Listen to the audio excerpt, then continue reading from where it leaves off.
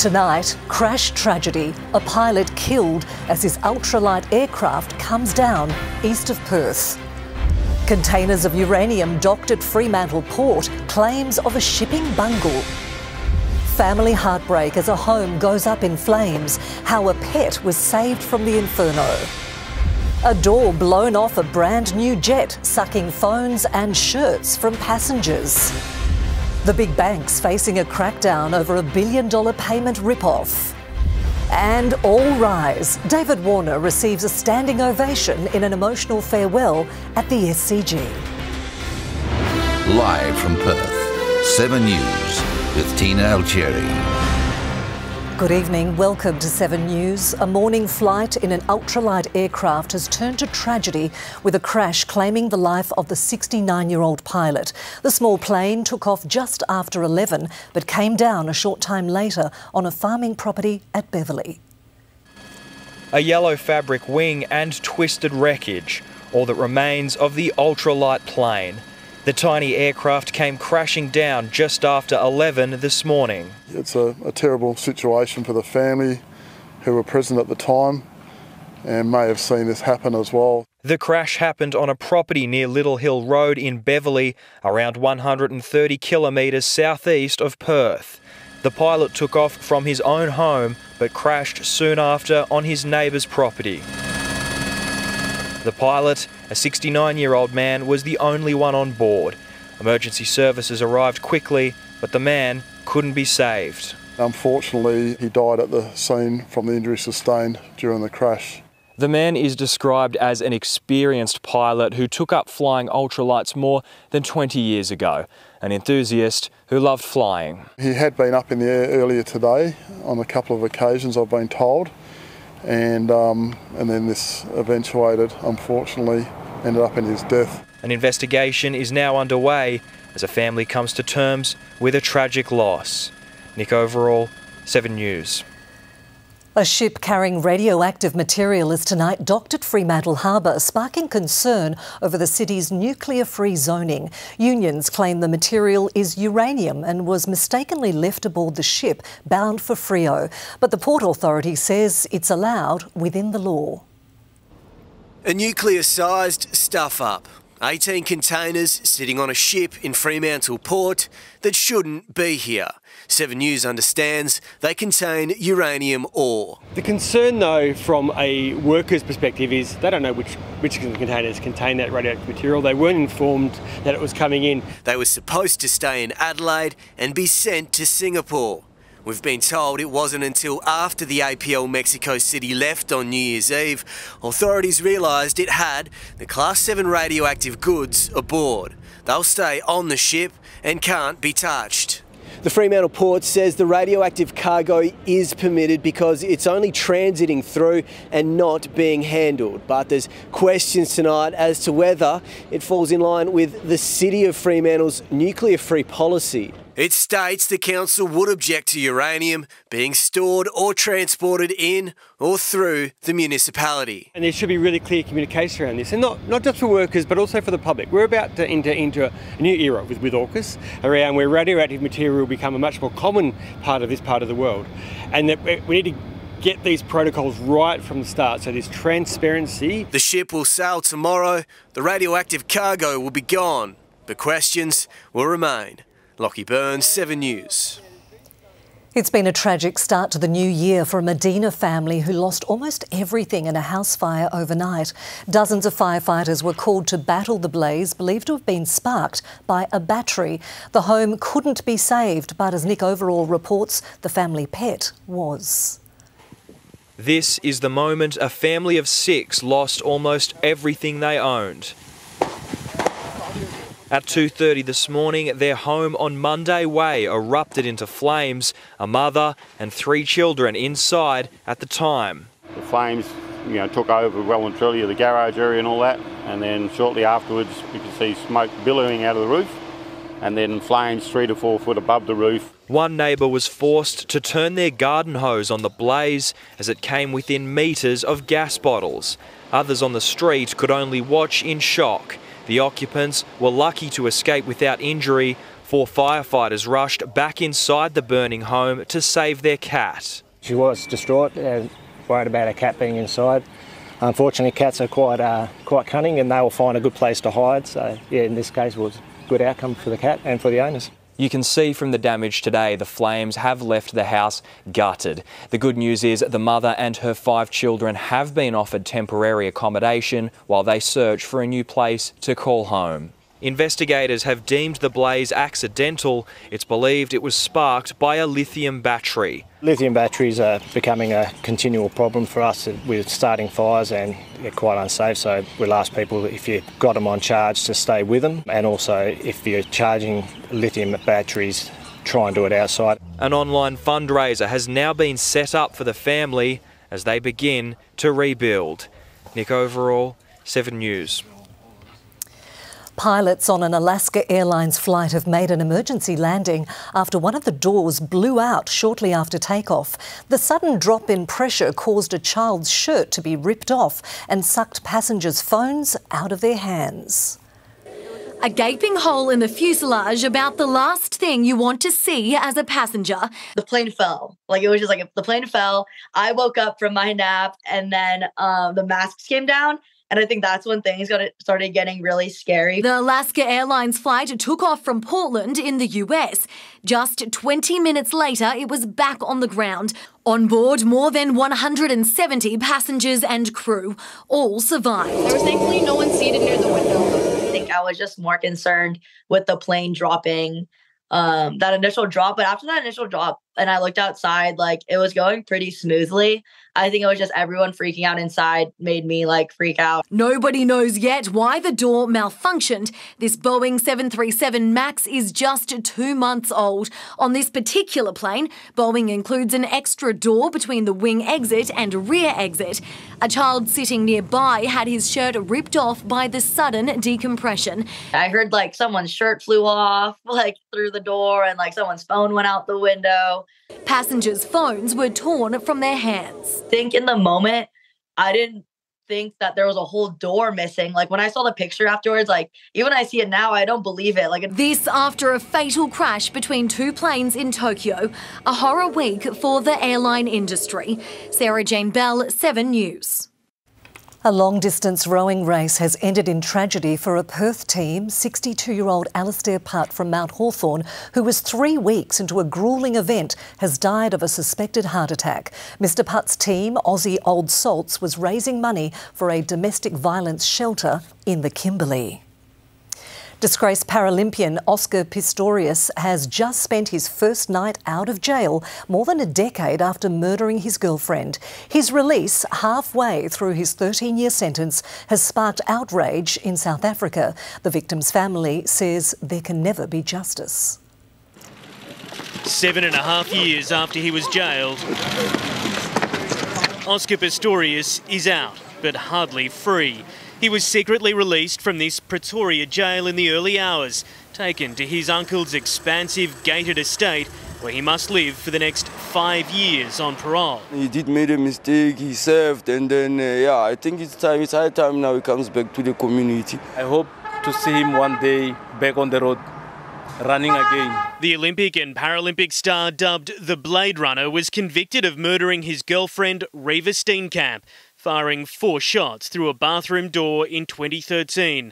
He maintained throughout his televised trial he mistakenly thought she was an intruder. Reva Steenkamp's parents have never believed him. We who remain behind are the ones serving a life sentence. No amount of incarceration, no sentence, nothing will ever bring Reva back, so there can never be justice. Having avoided the world's media today, the double amputee is now described as overweight and greying. After working as a prison cleaner, he's reportedly considering becoming a preacher. In London, Hugh Whitfield, 7 News.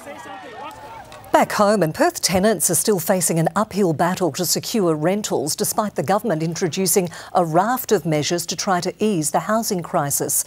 A plan to convert Airbnbs to long-term leases has been very slow to take off, with just 6 properties so far becoming available.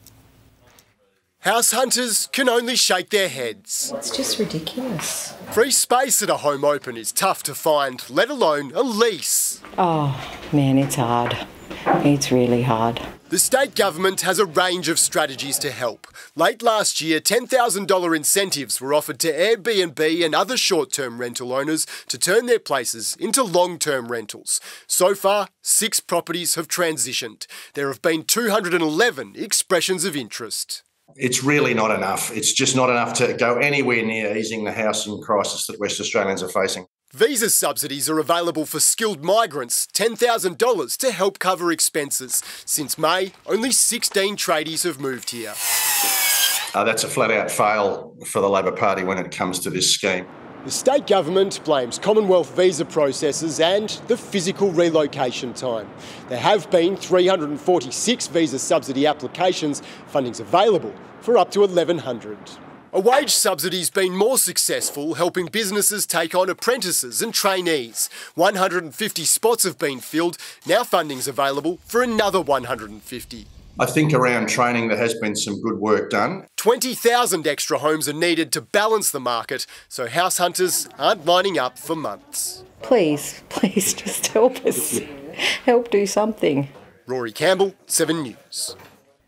Time is running out to find any more survivors nearly a week after deadly earthquakes shook Japan. Rescue teams have been working around the clock in freezing conditions. Thousands are still without power, food and water. Hundreds remain cut off from help due to landslides and damaged roads. 94 people have now been confirmed to have died in the disaster. The US Supreme Court is set for a historic ruling that will determine if Donald Trump can run for president.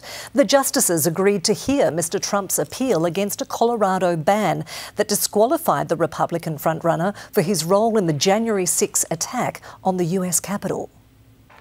In the battleground state of Pennsylvania, Joe Biden opens his 2024 campaign. Today, we're here to answer the most important of questions.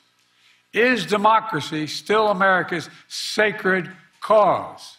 On the eve of the 3rd anniversary of the Capitol riot, the US president warning of the threat to democracy Donald Trump poses, centering his campaign, including a new TV ad on the January 6 assault. Trump did nothing.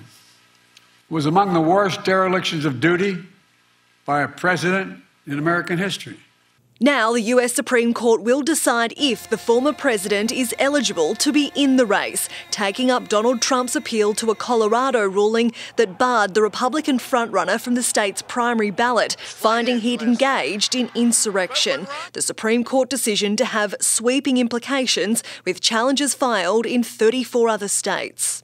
I just hope that they're going to be fair because, you know, the other side plays the ref. The justices are expediting the case, set down for February 8 as states get closer to primaries. Trump today in Iowa, where he leads other Republican candidates days out from the critical caucuses. That's why Crooked Joe is staging his pathetic fear-mongering campaign event in Pennsylvania today. Another historic showdown for the man who continues to court controversy. In the United States, Jacqueline Robson, 7 News. US Secretary of State Antony Blinken has arrived in the Middle East on a mission to prevent Israel's conflict with Hamas spreading beyond Gaza. He's also expected to put pressure on Israel's Prime Minister Benjamin Netanyahu to do more to protect Palestinian civilians and allow more aid into the war zone. Washington is calling for Israel to provide a detailed plan for the future of Gaza when Israel's military offensive ends. It's Blinken's 4th visit to the region since the October 7 attacks. Australians are being overcharged by $1 billion a year from exorbitant fees on everyday card payments. The new Reserve Bank governor is threatening to clamp down on banks and payment services if the rip-off continues. Whether it's with a bank card or phone, tap and pay has become a daily ritual for most of us. I just pay whatever it says on the screen. But sky-high surcharge fees are costing us extra. There's about $1 billion worth of savings that could be had. Payment facilitators like the banks are gouging retailers when processing debit card payments, who pass that fee on to customers. All of this stuff adds up. I reckon they're profiting just a little bit more than they should. For example, the average cost of processing a $100 debit purchase through EFTPOS is 28 cents, around 50 cents for Visa and MasterCard, but reader provider Square charges retailers up to $1.90. This is a David and Goliath battle between small businesses, big banks and big credit card companies. New Reserve Bank Governor Michelle Bullock is taking on the fight. Greater use of these electronic methods is also adding to payment costs for businesses. Calling on payment service providers to implement least cost routing. The banks are going to have to send these payments down the cheapest pipe. It's currently used by 54% of merchants. If that figure doesn't rise to 80% by the middle of the year, Michelle Bullock is threatening to enforce least cost routing through new regulations. In a cost of living crisis, it's no surprise she has the government's support. I think it's one of those issues that really irks Australians. Josh Martin, 7 News.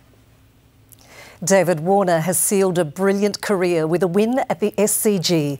The Australian opener received a standing ovation from players and fans as he bowed out in an emotional farewell.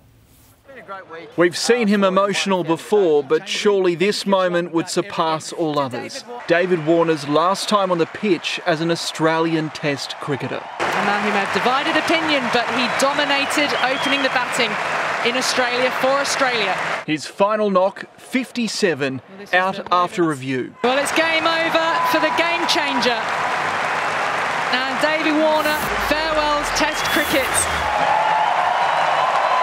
David Warner's final innings in Test cricket came to an end. There was plenty of drama. It was a wonderful knock. Yeah, look, it's pretty much a dream come true. And just to come here in front of your home crowd with the support that they've shown me and the Australian cricket team over my last decade or my career, I can't thank them enough. Oh, absolutely proud, but I'm always proud of my husband, and the girls are always proud of their dad.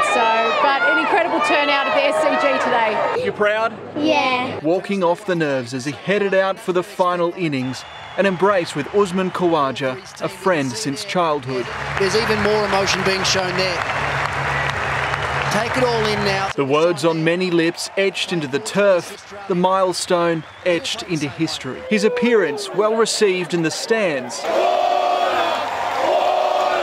Chipping away at 130.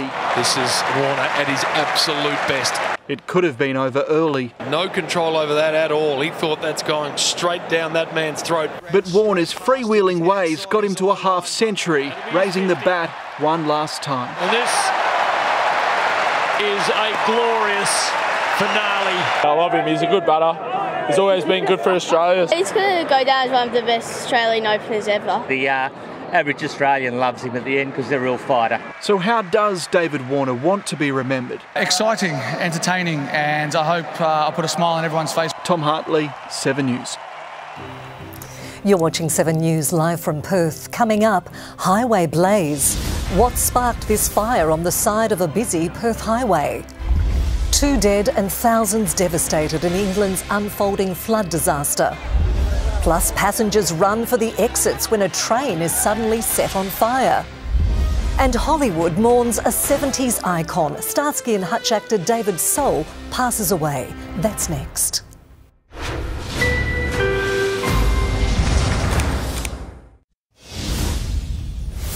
Welcome back. A recycling truck has been forced to dump its load on the side of a major Perth highway after it caught fire. The truck was travelling on Roe Highway in Forestfield when a blaze started in the cargo. Fire crews rushed to the scene just before 11 a.m. to put it out. It sparked heavy congestion and delays. And a family of 4 had a lucky escape on Tonkin Highway this afternoon after their car burst into flames. The fire sent thick black smoke into the sky. Members of the public stopped to help, but it was too late. The car was fully engulfed. Fire crews rushed to the scene to extinguish the fireball. It's unclear what sparked the blaze, and luckily no one was injured. At least 2 people are dead and more than 1,000 homes underwater as parts of the UK are hit with their heaviest flooding in almost a quarter of a century. Entire communities have been cut off, and to make matters worse, there's a spell of freezing weather on the way. They heard the warnings, but never imagined it would be this severe. Parts of England and Wales swamped after a week of torrential rain, and on already saturated ground, there's nowhere for the water to go. Once the water's getting in, it's getting in, isn't it? With their homes inundated, people packed their bags, carrying their pets and each other out of harm's way. Emergency crews going door to door. Hello, fire service! And paddock to paddock. In Leicestershire, they rescued a stranded horse, ferrying it back to dry land. Boats the only means of transport, as entire communities were marooned. There's nobody here to help us at all. We've been sort of left on our own, really, to fend for ourselves. And now there's a warning for ice, fog and frost settling across much of the country. Prime Minister Rishi Sunak under pressure to do more. Absolutely recognise the urgency of what is happening. Some have taken matters into their own hands. Fed up with flooding, this man built a barrier around his house to keep the water out. We had, I think it was 9 floods before we decided to build the wall. Others choosing to look on the bright side. I welcome you to the annual Rose and Crown boat race. Flooded in, this pub owner is making the most of it. 1, 2, 3, go! Jacinta Lee, 7 News. North Korea has fired an artillery barrage towards 2 South Korean border islands. Hundreds of shells were blasted towards the south, prompting warnings for thousands of civilians to seek shelter. The South has called it a provocative act, ordering live fire drills of its own in response. The shelling follows warnings from Pyongyang that it's preparing its military arsenal for war. At least 4 people have been killed, 2 of them children, after a train was torched in Bangladesh. The blaze spread rapidly from carriage to carriage and passengers struggled to get out in time. Police suspect foul play, the incident coming 2 days out from the national election. This is the 8th suspected arson attack on trains since November. Singer Michael Bolton has revealed he's been diagnosed with brain cancer. The 70-year-old superstar posted to Facebook that he had surgery as soon as the tumour was discovered and he's now recuperating at home, surrounded by family. He added he'll be taking a break from touring to focus on his recovery. British-American actor David Soul has died. Few names evoke the 70s more than Starsky and Hutch. Soul was the cop duo's blonde half, and his friendship with his co-star lasted a lifetime. He was the soul of the 70s. Wilbur, hold it! David Soul, born David Solberg, and we all know him as Hutch. Charlie, I want to leave a message for Huggy Bear. Starsky and Hutch enjoyed a 92-episode run from 1975 to 79, a 70s staple. It popularised the buddy cop genre, action and wisecracks. It's a great idea, Starsky. Driving's a bit shaky. Paul Michael Glaser was tough guy Starsky to Soul's Kenneth Hutch Hutchinson. We were joined in this destiny. That's what this whole Starsky and Hutch phenomenon was about, is friendship. That's number one. And that's what Paul and I have had for 30 years. Through the height of success, the pair was no more than work friends, but through the decades since, they were best friends. They also made a cameo in the 2004 movie remake. I get a good vibe from him. He went from good cop to bad cop, taking on Dirty Harry and Magnum Force. What are you going to do next week? Kill a dozen more? David Soul was a 70s heartthrob, the blonde son of Norwegian descent who could sing too. And here I am a million miles from home. Don't Give Up on Us went to #1. Don't give up on us, baby. He was married 5 times and had 5 sons and a daughter, dying after a valiant battle for life, his family says, in the loving company of family. He shared many extraordinary gifts in the world as an actor, singer, storyteller, creative artist and dear friend. I was flirting with him and then he took you took him away. David Soul was 80. Robert Ovadia, 7 News. And next in 7 News, concern over common cancers being missed. Some of the most treatable forms going unnoticed by doctors. Why wearing a hearing aid could help you live longer, the surprising research. An end in sight for owners who bought apartments in a crumbling tower. And later, a health warning over an annoying summer pest That's still to come. I know you can win. You know you can win. There is nothing stopping you. It's fast. Yes. It's free. Yes. It's easy to play. Free cricket tipping. Big prizes. Get a taste of victory this summer at thegame.com.au. Skin cancer experts say the rising cost of a doctor visit is stopping people getting skin checks. They want a nationwide plan to provide free checks to slow rising rates of melanoma. The age-old campaign, slip, slop, slap, no longer enough, say cancer experts. Too many of us are skipping vital skin checks as seeing the doctor becomes more expensive. Now, experts want free skin checks for people with high-risk skin types. We're working hard to generate the evidence to determine the exact high-risk skin population that should have screening tests regularly. A steady drop in the number of doctors who bulk bill means 7% of us are cutting back on health checks. But the federal government isn't ready to make skin checks free. I think this is a matter that would be determined through advice to government around broad-based population screening programs, and that hasn't been the case to date. Around 20,000 Australians are diagnosed with skin cancer in a year. 1,000 die from it. Treating skin cancer costs us more than $1 billion. Preventing it can be as cheap as sitting in the shade. Add sunnies, sunscreen and protective clothing. You're well on your way to staying skin cancer free. Just prevention, and know the skin you're in, and be sun safe this summer. Blake Johnson, 7 News. Owners of Sydney's crumbling Mascot Towers have been thrown a lifeline with an offer to sell up and have their debt wiped. It's likely to be the only offer they'll get, and it's a chance to restart their lives after 5 years of legal torment.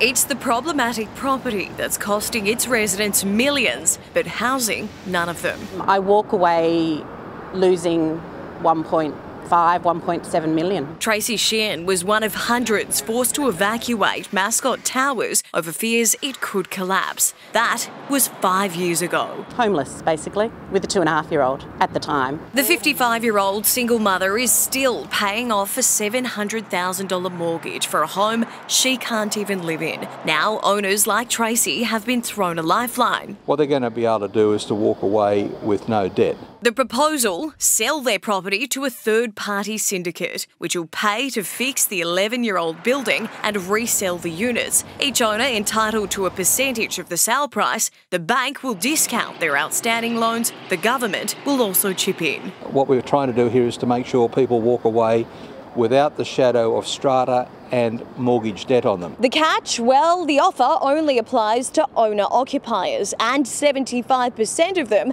must agree to sell. Otherwise, these 130 units will remain in limbo for years to come. The offer on the table doesn't end the nightmare, so we need to see if the government can step up. The government is not considering in purchasing the building. Unfortunately, it's simply not viable. Either way, March is the government's deadline to end this nightmare. Lucy McLeod, 7 News. Treating hearing loss could help you live longer, according to a study out of California. Researchers have found people who wear hearing aids have a 24% lower risk of mortality than those suffering from hearing loss who use no devices whatsoever. In a separate study, also out this week, Danish researchers found wearing hearing aids could help prevent older people from developing dementia.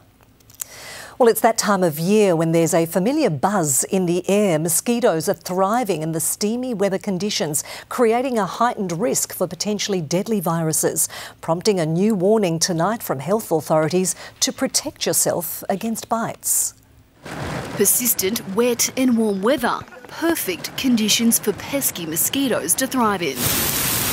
An environment that also sees a heightened risk of an outbreak of diseases such as Ross River virus and the dreaded Japanese encephalitis. It doesn't matter where you are, if you get bitten by a mosquito, that mosquito could be carrying one of these diseases.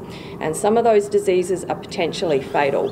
Health authorities warning the community to keep an eye out for symptoms. Fever and chills perhaps to start with, but then getting a very severe headache and then going on to confusion and sometimes seizures, and then maybe maybe even unconsciousness if it's very severe. Those in high-risk areas are eligible for a free vaccine to protect against the infection. But as we spend more time outdoors this summer, prevention is always better than cure. To protect yourself from mozzies, experts say wear loose-fitting, long-sleeved, light-coloured clothing, use insect repellent, limit outdoor activities between dusk and dawn, and clear breeding sites for mosquitoes around your home. Zoe Martin, 7 News. Good advice. Well, still to come on 7 News, flag ban, the plan to stop Gaza protests at the Australian Open. Details next. New video of a dramatic roller coaster rescue at an Australian theme park.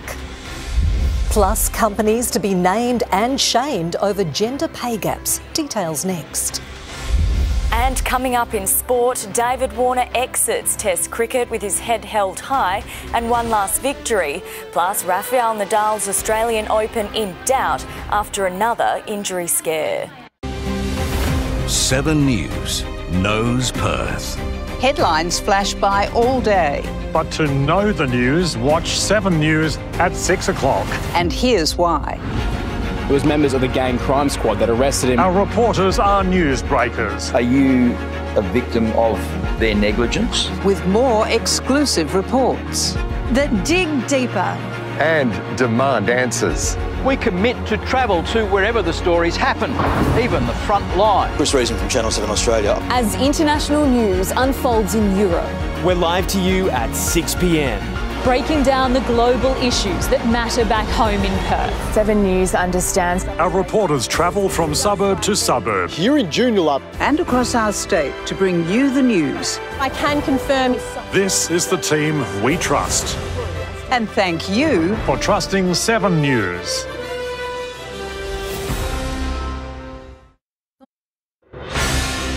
Now, Fuel Watch. Perth's petrol prices brought to you by Fuel Watch and 7 News.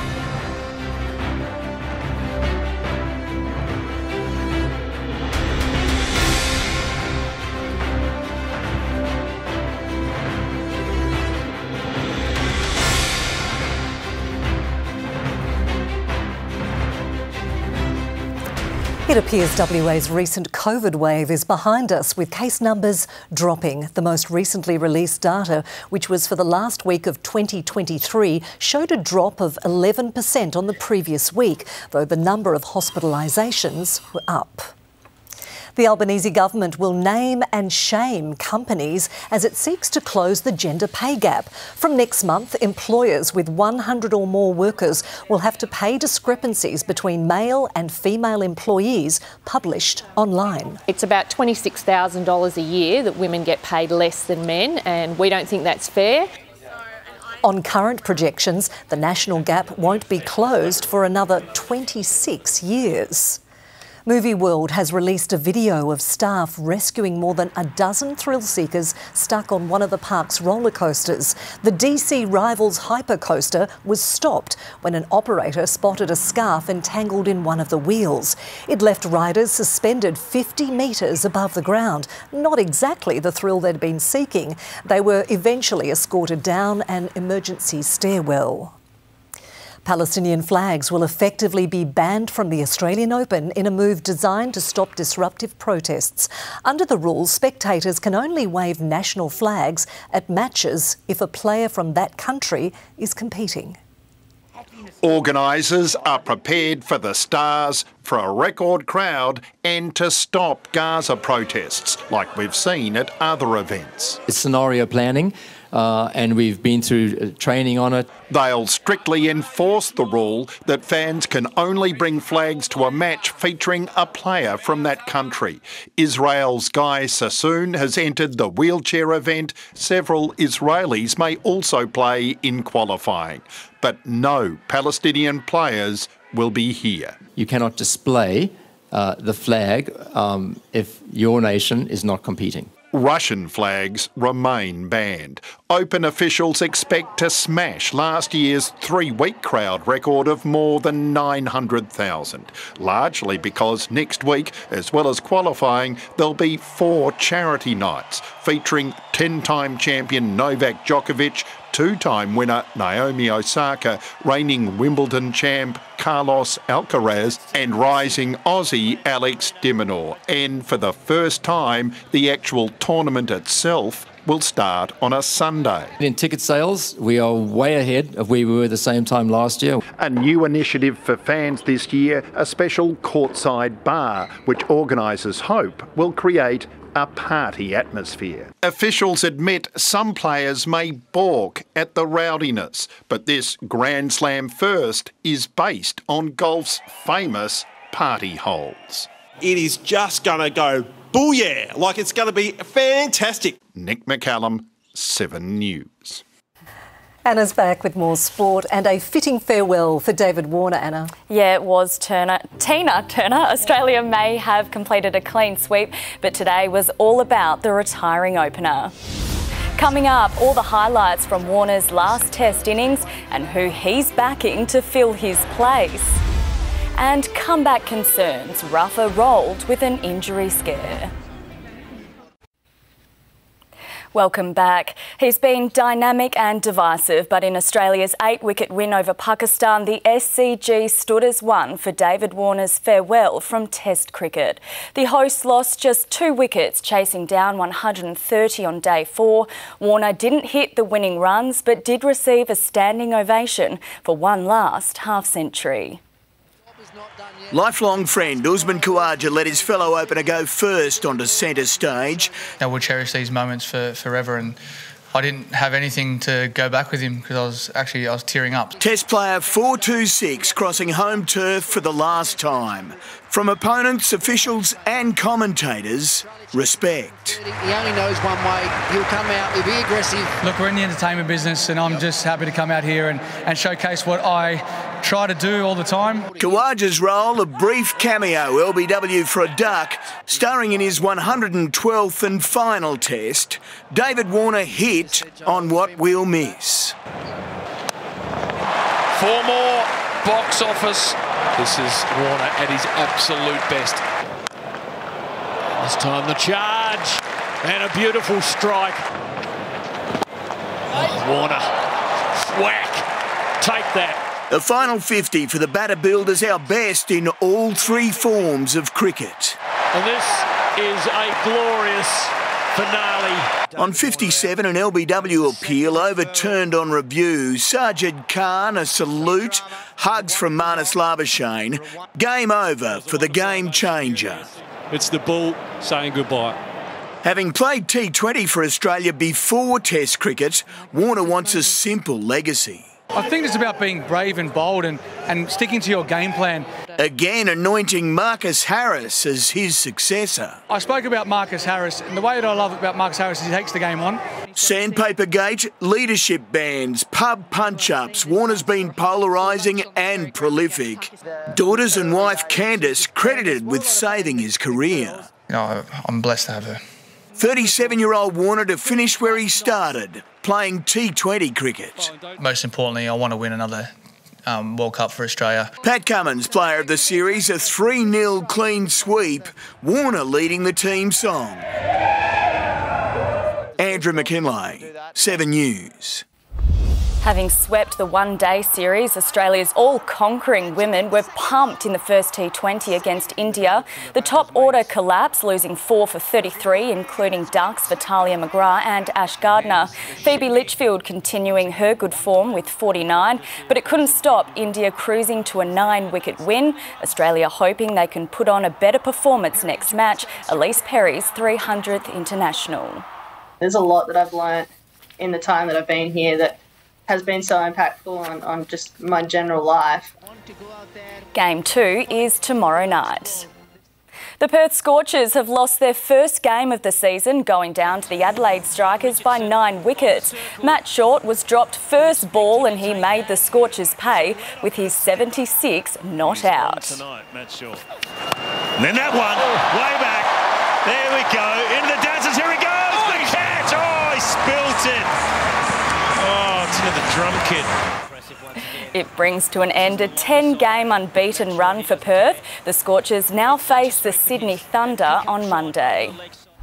And scans have cleared Melbourne Stars wicketkeeper Sam Harper of serious injury after a sickening blow in the nets. Harper suffered a laceration on his chin and neck following a ramp shot gone wrong while facing throwdowns.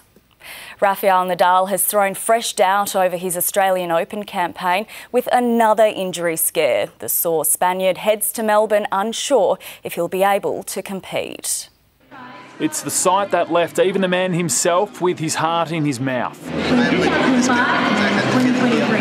A hip injury 12 months ago almost ended Rafael Nadal's career. While this issue isn't anywhere near as serious, the 37-year-old Nadal is clearly concerned about breaking down again just days out from what will likely be his final Australian Open. And I hope to have the chance to be practicing next week and to play in Melbourne. But honestly, I am not 100% sure of anything now. With a touch of Hollywood in Vegas, Nadal failed to convert 3 match points against Jordan Thompson. The Aussie battled on to win the second set tiebreak. A 3-hour and 25-minute grind, Thompson with one of the biggest wins of his career. Again, second match, Thompson. Completely forgot I saved match points. But to beat Rafa in Brizzy at home in a quarter-final, I think it's my first semi-final on a hard court as well, so couldn't be happier. The big names already rolling into Melbourne Park. 2021 champion Naomi Osaka back on Rod Laver Arena for the first time since becoming a mum. Andrew McCormack, 7 News. Socceroos coach Graham Arnold is confident skipper Matt Ryan will be fit for next week's Asian Cup opener. Ryan will miss tonight's one-off warm-up match against Bahrain as he recovers from a broken cheekbone. Positions are still up for grabs in Arnie's team. Welsh-raised Gethin Jones will make his debut starting at right back. It is a position that I'm just waiting for one of these players to take it, put their hand up and take the jersey and say it's mine. Australia start their Asian Cup against India next Saturday. And a stunning second-half strike has lifted Ange Postecoglou's Tottenham into the 4th round of the FA Cup. Now it's Porro. He's gone for goal and he scored! Oh, wow, what a hit. Tottenham are ahead. 13 minutes to go. I had probably the best view of the house in it, right? As soon as he left his boot, he was going in. Spurs defeated Burnley 1-0. That's all in sport, Tina. Really emotional farewell for David Warner. Yeah. What a legend. End of an era. Absolutely. Thanks so much, Anna. Stay with us. I'll have your weather details right after the break.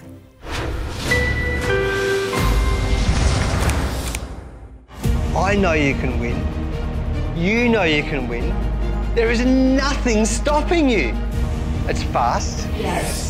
It's free. Yes. It's easy to play. Free cricket tipping. Big prizes. Get a taste of victory this summer at thegame.com.au. Perth's official clinic by clinic bulk billing examination. The new changes. Will it be cheaper for you in 2024? On 7 News, Monday. Wasn't it a picture-perfect start to the weekend? Stunning at the beach early this morning for our minimum of 17.7 degrees at around about 10 to 6, reaching a top of 33.4 degrees. Around the country tomorrow, a lot of rain about, a possible storm for Adelaide, 27 degrees. Rain increasing in Melbourne. Brisbane will have a wet top of 29. A severe heat wave warning continues for our Kimberley, Pilbara and Northern Interior districts. 46 degrees at Marble Bar tomorrow. Cloudy in parts of the southwest too. Albany, 22 degrees. Sunny and 27 if you're lucky enough to be on Rottnest. On the water tomorrow, south-southeasterly winds to 20 knots, turning south-southwesterly. Seas to 1.5 metres around midday. The swell to 2 metres. We're down to 19 degrees overnight, then peaking at 35 degrees tomorrow. Pretty much the same for Monday, then Tuesday and Wednesday, 33 degrees, and the gauge clawing its way to 36 on Friday before a bit of relief next weekend. Time now for the $10 million Saturday Lotto draw, number 4431, and the winning numbers are 17, 12, 36, number 42, 13, 34 and the supplementary numbers are 41 and 38. Those numbers again, 17, 12, 36, 42, 13, 34 and the subs 41 and 38. And that is 7 News for this Saturday. Thanks for your company. I'll be back with evening updates, and for the latest stories, head to 7news.com.au. Stay with us now for Border Patrol.